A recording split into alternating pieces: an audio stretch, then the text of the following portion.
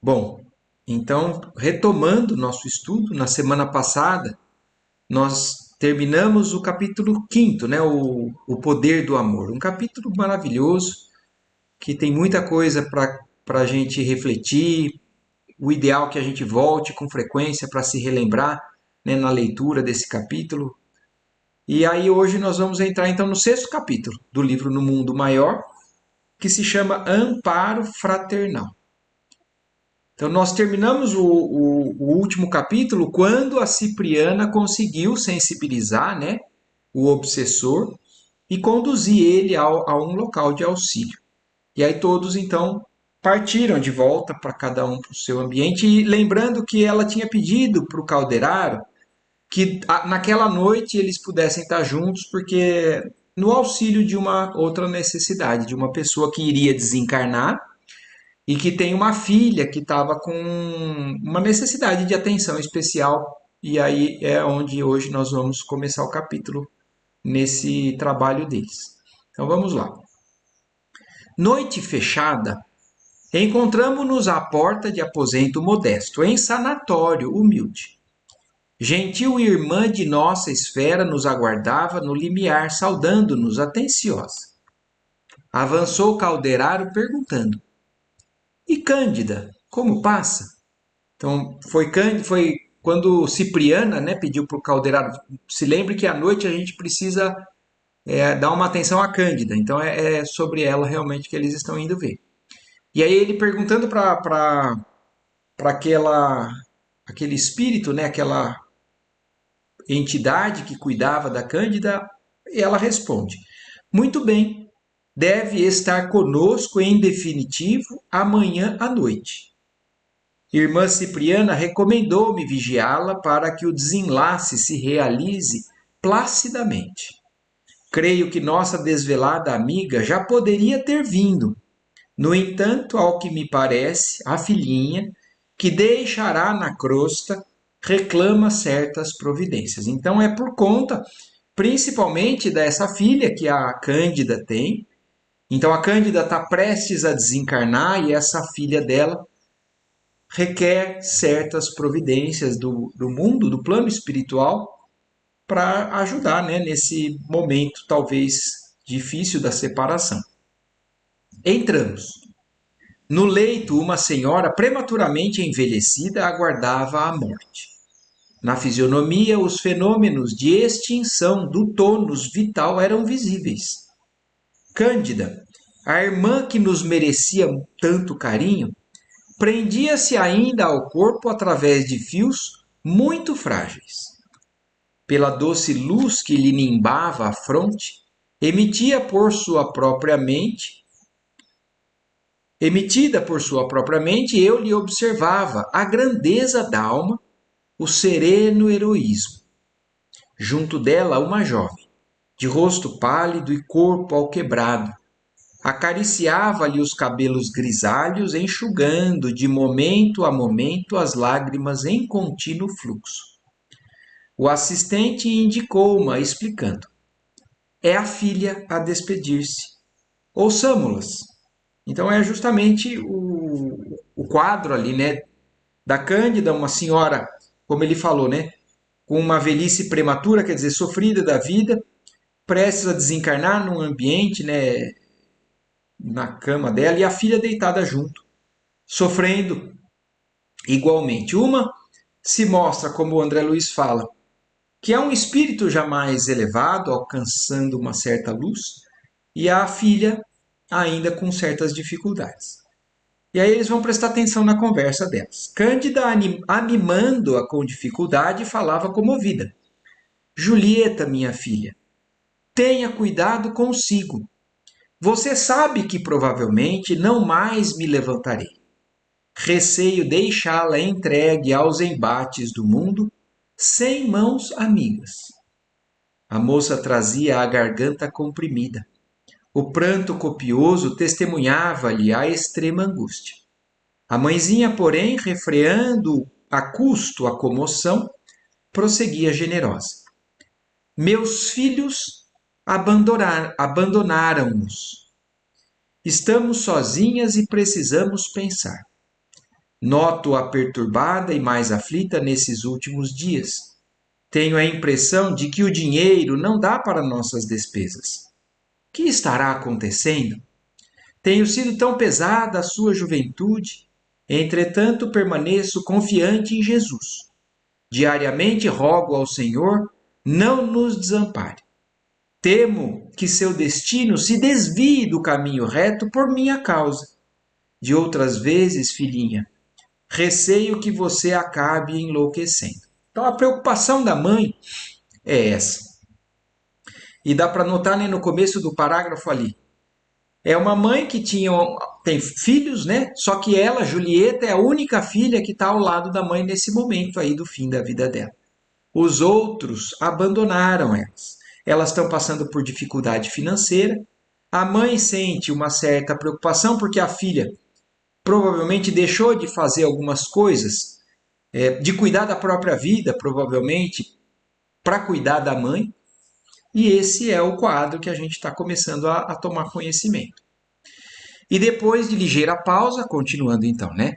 Em que apertou mais carinhosamente a destra da mocinha, que não aparentava mais de 20 anos. Então, olha isso. É uma mãe que não é tão velha assim. A filha já tem, não chega aos 20 anos. E a enferma continuou. Ouça, você não ignora que nos últimos meses a despesa tem sido enorme. As intervenções que sofri foram melindrosas e longas. As contas são gigantescas. E o dinheiro? Tranquilize-me, querida. Quer dizer, a mãe está querendo saber se acha que a filha está também dando conta ou com planos para que ela esteja bem, mesmo que a mãe tenha que partir. A moça enxugou as lágrimas abundantes e informou: Não se aflija, mamãe. Temos o necessário. Estou trabalhando. Mas a costura rende tão pouco, acentuou a enferma em tom desalentado. Oh, não se veste tanto. Além dos nossos recursos naturais, tomei pequeno empréstimo. Dentro de alguns meses, tudo retomará ao ritmo normal. Permita-o Deus. Fim do intervalo mais longo, indagou a doente. Onde está o Paulino? A filha ruborizou-se e respondeu acanhada. Não sei, mamãe. Não se vêem há muito? Não, tornou a moça tímida. Desejaria vê-lo. Temo partir de um momento para outro e não vejo pessoa a quem solicitar assistência para a sua mocidade. Então dá para que a gente comece a entender, né, um quadro que não é difícil da gente imaginar que isso possa acontecer, né? Filhos que se afastam, descuidam. Então, quantas pessoas que às vezes não estão abandonadas num asilo, né? E às vezes não tem ninguém da família que cuida. No caso aqui, tem só a Julieta. E a mãe está preocupada, querendo pedir, pelo jeito, essa Julieta também não tem muitos relacionamentos, muitos amigos ou algum parceiro, porque a preocupação da mãe é principalmente essa. Elas viviam uma para outra. E se ela partir, o que será dessa filha? Para quem que ela vai pedir auxílio? Provavelmente esse Paulino era ou um amigo muito próximo, ou alguém, um namorado, alguém que ela tinha algum relacionamento, e que provavelmente se afastaram. Então, porque para a mãe, para Cândida, talvez esse seria a única alma que ela poderia contar. E no caso delas, não existe isso. O mundo está referto de homens maus que espreitam o ensejo de flagiciar. Então a preocupação dessa mãe realmente é o futuro da filha. Como? Com quem? De que maneira que ela vai continuar? Boa noite, Adriana. Tudo bem? Boa noite, desculpa, Só para te Otávio. situar, o André Luiz, né, o Calderaro, chegaram para auxiliar uma pessoa que está prestes a desencarnar na verdade, só tem a filha, uma única filha que cuida dela. Essa filha não tem família, não tem namorado, e ela tinha irmãos, e esses irmãos se afastaram. Então é um quadro Duas pessoas que vivem sozinhas no mundo e uma está para partir. A preocupação da mãe é como é que vai ficar a filha. E aí vamos seguindo então. Nesse instante, dos olhos lúcidos de Cândida escaparam algumas lágrimas que me abrasaram o coração. Se eu morrer, minha filha, prosseguiu com tocante acento, não se deixe arrastar pelas tentações.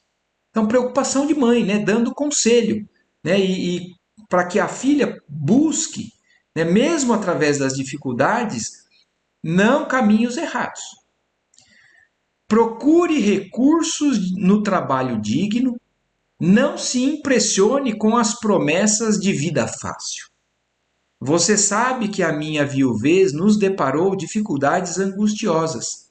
Seu pai, contudo, nos deixou uma pobreza honesta e cheia de bênçãos. Então a situação delas é porque eram pobres. Mas olha que bonito como ela fala, nos deixou uma pobreza porque ele realmente não conseguiu uma conquista financeira adequada, mas foi honesto. Foi uma pessoa que nunca se vendeu ou se manchou moralmente para que subisse e conquistasse alguma coisa na vida. E é essa a preocupação da senhora, né, da dona Cândida, para que a filha pudesse, mesmo que fosse pobre, continuasse sendo digna. E aí ela segue explicando, né? Em verdade, seus irmãos, fascinados pelo ganho material, relegaram-nos ao abandono, ao esquecimento. Mas nunca me arrependi da humildade e do trabalho. Pode ser que alguns de nós achem que isso é difícil, né, de acontecer, mas não é. Se a gente visita um asilo ou pessoas em situações difíceis, é comum o quadro de pessoas realmente egoístas a ponto de abandonarem pai ou mãe para seguir numa vida onde julgam mais importante as conquistas materiais e tudo mais. Então, o caso dessas é um quadro assim. A Julieta tem irmãos, mas esses irmãos fugiram desse ambiente de pobreza buscando porque assim não tem nada de errado em você buscar talvez a conquista material, a sobrevivência, mas desde que não desampare, né, aquela que cuidou dele mesmo, né? E ela segue explicando, o André Luiz segue explicando aqui. Cedo perdi a saúde e muito breve os desenganos me lancinaram o coração. Todavia, neste grabato de silêncio e de dor, a paz é a coroa de minha alma e reconheço que não há fortuna maior que a consciência tranquila. Então, isso realmente é um norte, né, de orientação para todos nós. Porque entre conquistas materiais e a paz de espírito, é sempre preferível a paz de espírito, porque se às vezes a conquista material for tirar essa paz, é claro que não tem nada de errado em se conquistar, né? Em honestamente trabalhar e conseguir recursos, porque isso inclusive nos favorece a auxiliar, né, a empregar outras pessoas. Então a fortuna não é um grande problema desde que a gente não coloque ela acima de outros valores. Mas foi o caso desses filhos da Cândida. Buscaram isso como sendo mais importante e deixaram a mãe e a irmã à míngua. Mas a mãe está falando, mesmo nessa vida difícil, ela está chegando nesse momento de partida com paz interior por uma consciência tranquila.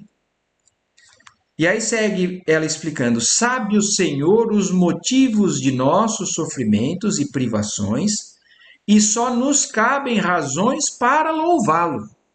Olha como é uma alma diferenciada também, né? Apesar do sofrimento, a não revolta, né? Se nós estamos passando por isso e nosso Pai nos acompanha, ele sabe que existe uma razão para que a gente esteja nesse momento, nessa jornada, dessa maneira. E nós, então, vamos louvar a Deus, porque Ele nos deixa passar por isso, entendendo que isso é algo para nossa melhoria, para o nosso aprendizado, para nosso resgate. De tudo quanto padeci, remanesce-me um tesouro, seu devotamento, minha filha. Seu carinho enriquece-me. Morrerei feliz, sabendo que um coração de filha me lembrará na terra com as preces do amor que nunca morre. Então, independente, né, da situação de família que qualquer um de nós ou qualquer pessoa que a gente possa estar conhecendo, tentando ajudar, viva. Se o meu irmão não faz da mesma maneira que eu faço, o que importa é que quem tenha consciência, quem consiga que haja da maneira que, como a Cândida, a senhora Cândida está falando, o reconhecimento dela é que pelo menos um desses filhos cuidou dela desveladamente, o que tranquiliza o coração dela. Não importa o que os outros fazem ou deixem de fazer. Isso eles vão encontrar um dia, através, né, do desabrochar da consciência, algo muito duro que vão ter que lidar. Mas para essas duas, apesar da dificuldade, elas estão moralmente, né, mais tranquilas.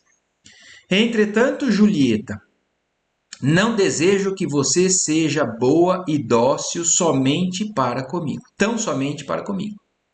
Obedeça igualmente a Deus, consagre-lhe amor e confiança.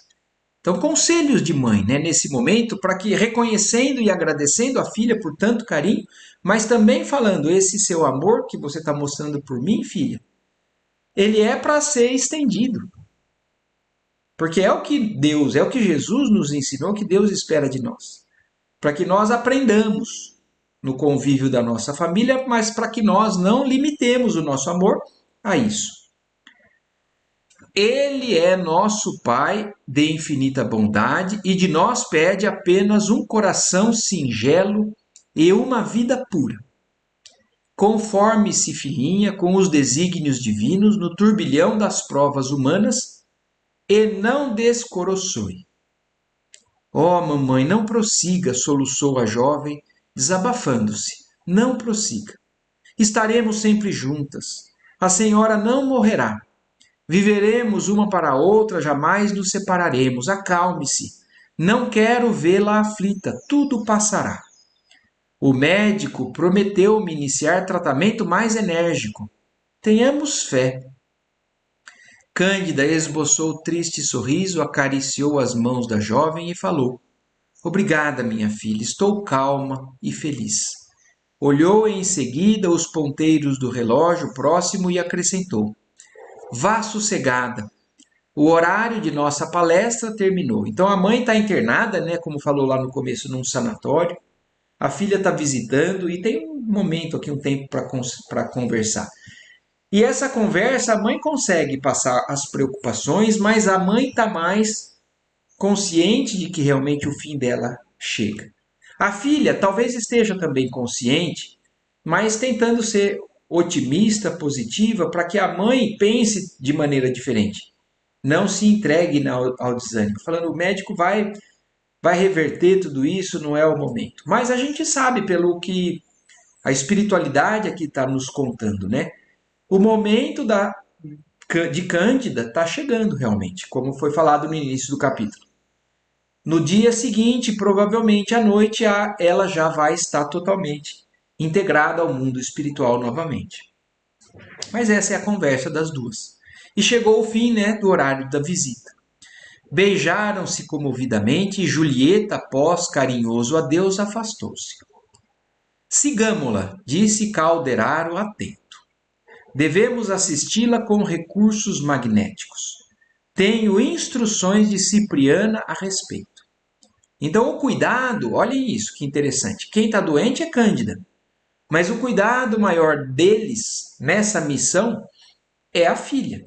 Então, vamos cuidar de auxiliar a Julieta. Vamos seguir ela para poder ministrar recursos magnéticos, vibrações benéficas para ela. Instruções de Cipriano.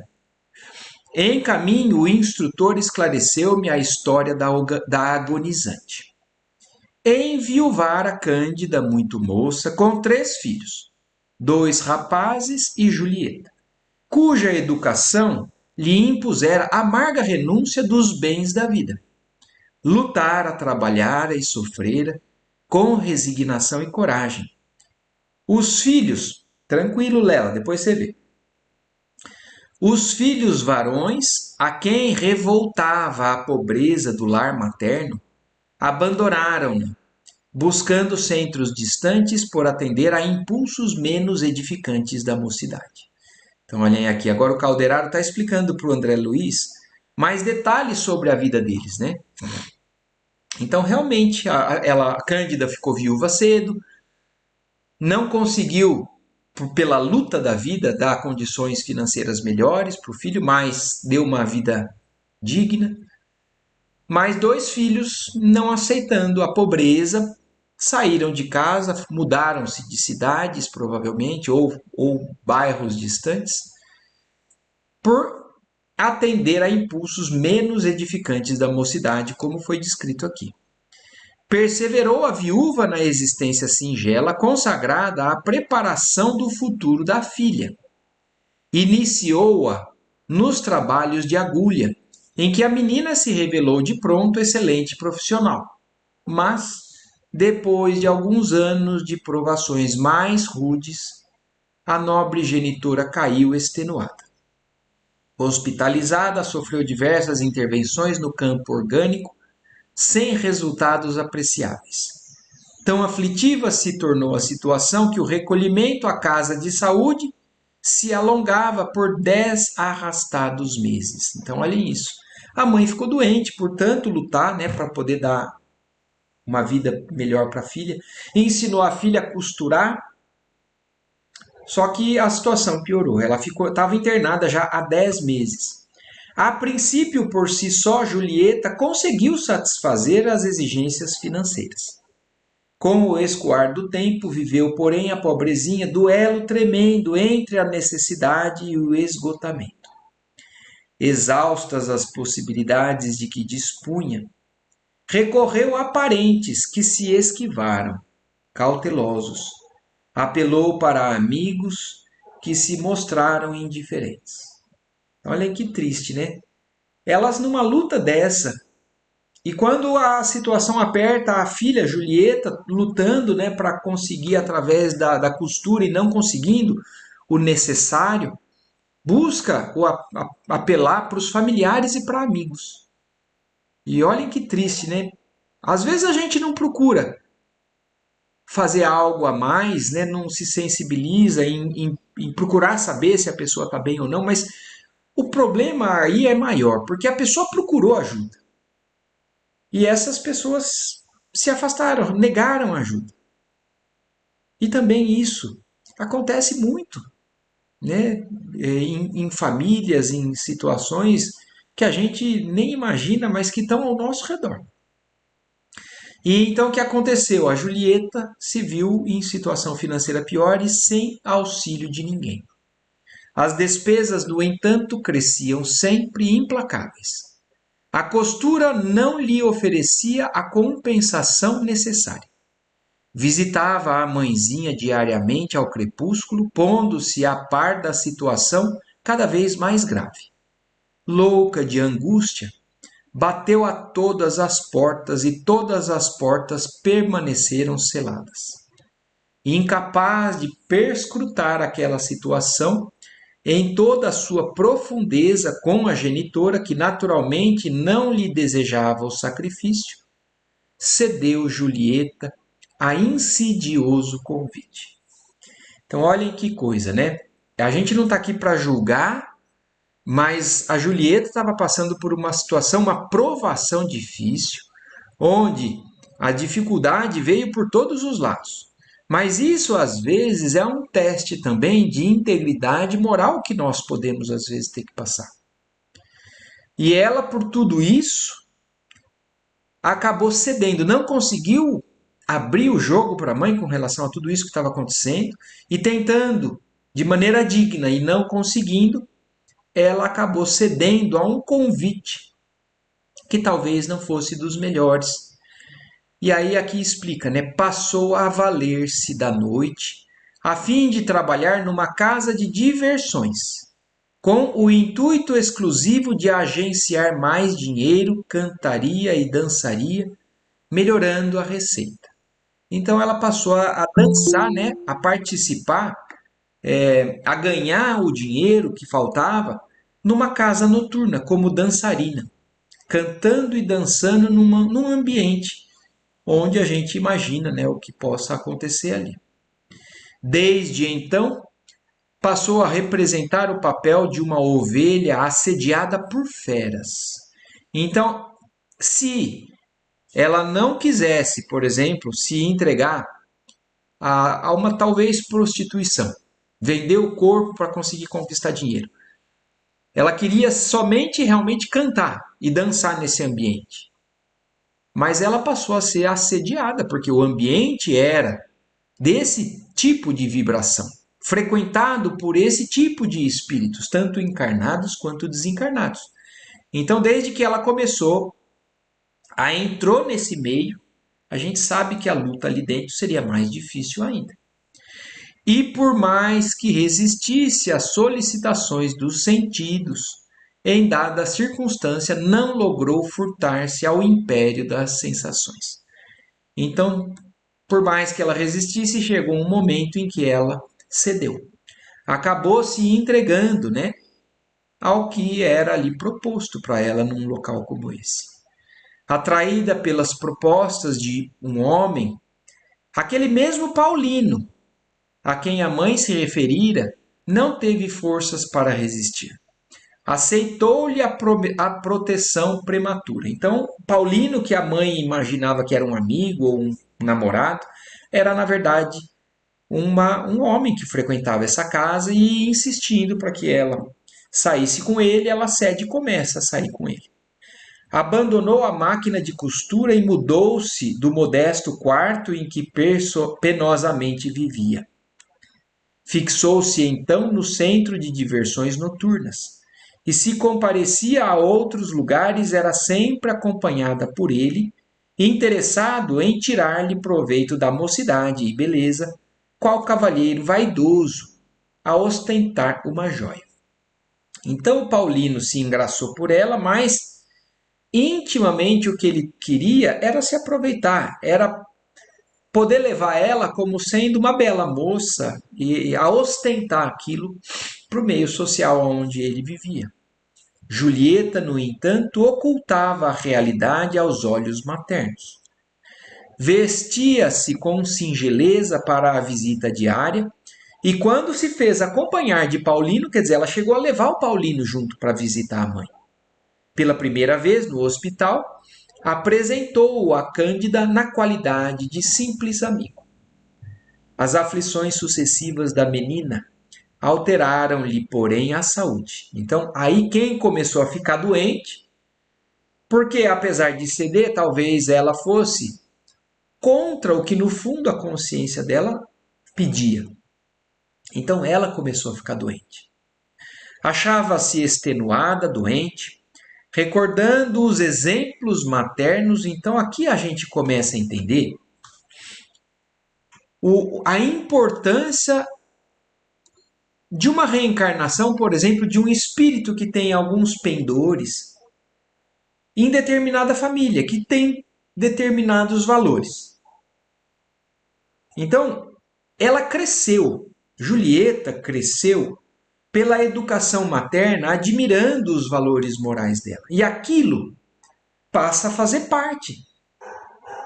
Então, o porquê da importância da educação que nós damos aos nossos filhos, porque aquilo se consolida naquela encarnação, e é claro que a gente entende que aquilo entra em conflito com instintos que aquele espírito carrega, e isso acontece principalmente na adolescência. A adolescência é principalmente isso.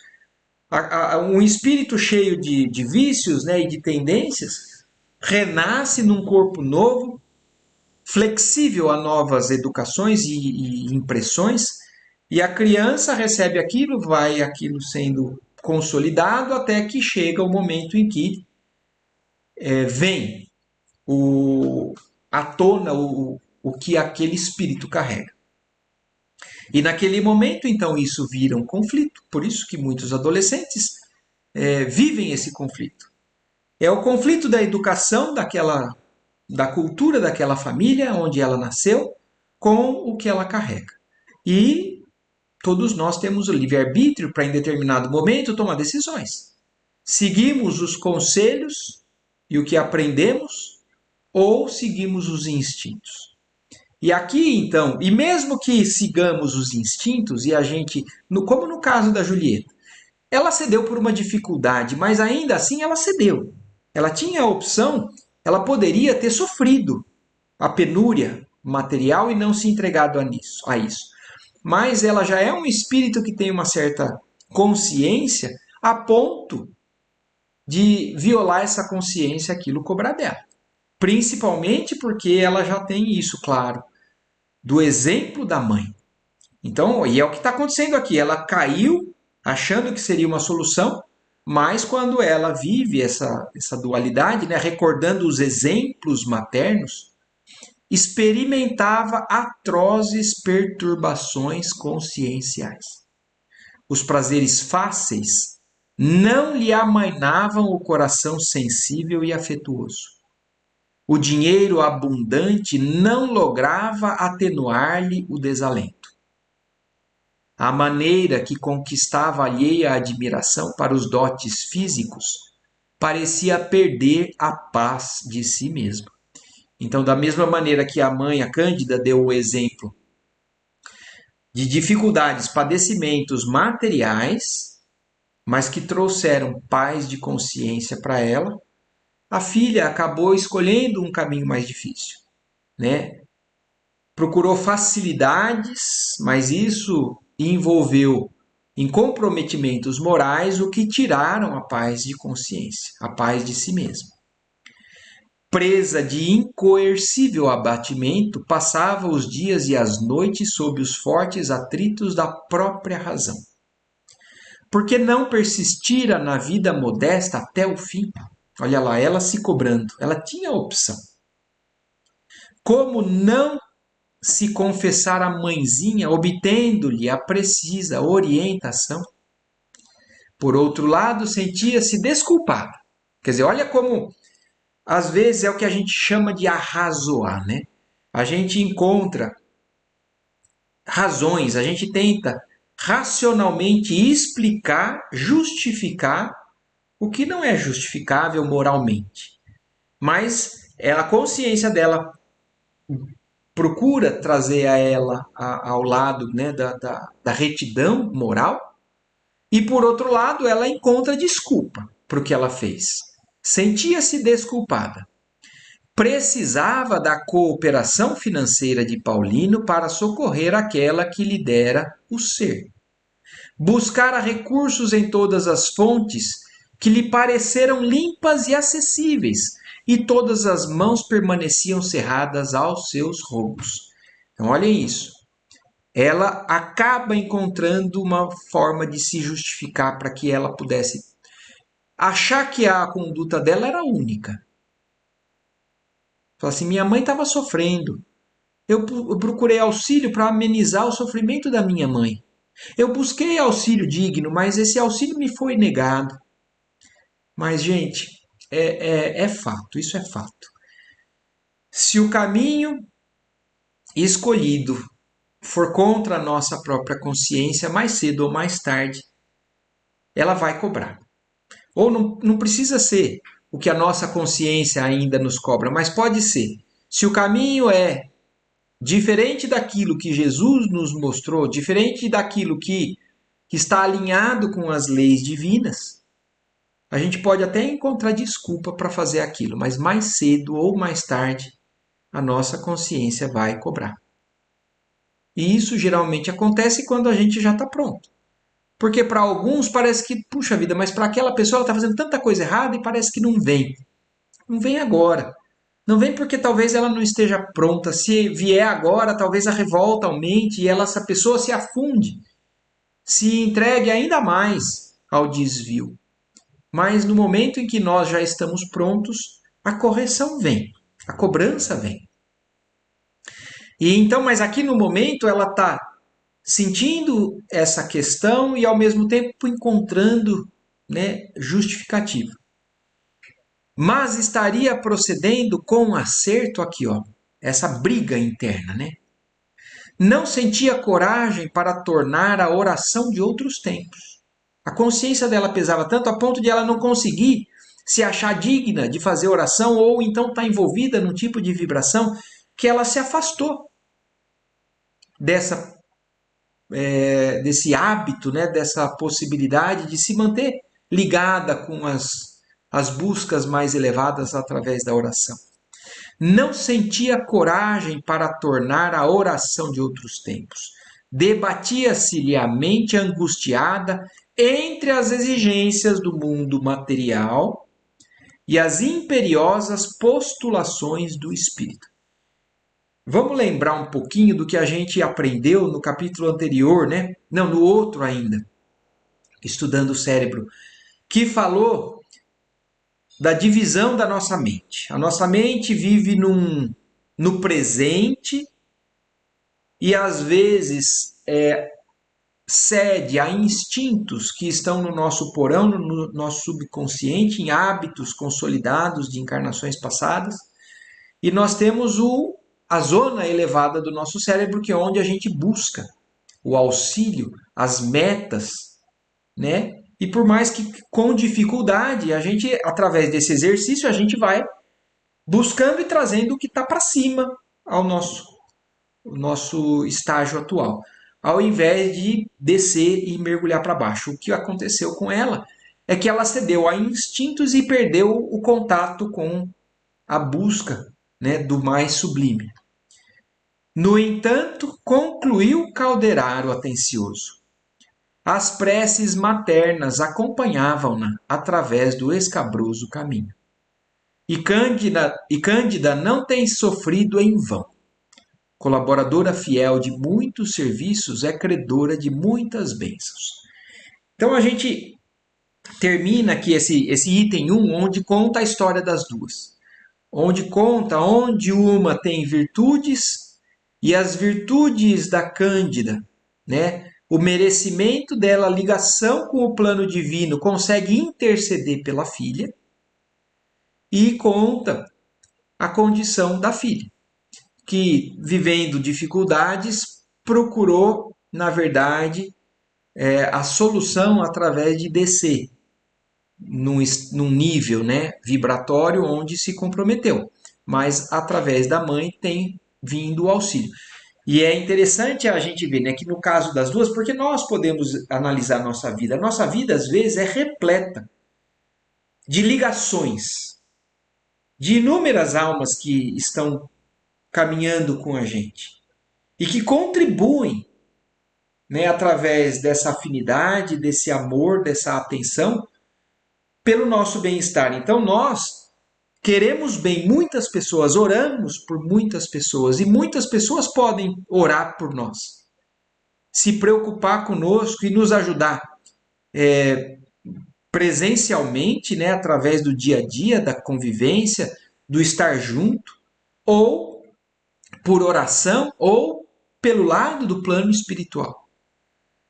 E então, quanto mais nós conquistamos, né, corações através de simpatias, de amor, de carinho, mais a gente tem esse auxílio também. E no caso das duas, elas vivem uma vida onde, na verdade, elas não têm esse relacionamento muito ampliado. Talvez por problemas de encarnações passadas, talvez porque não se preocuparam em estender esses laços. Talvez no caso da Cândida, ela tenha já um espírito mais elevado a ponto de já viver mais amplamente nessa relação com outras almas.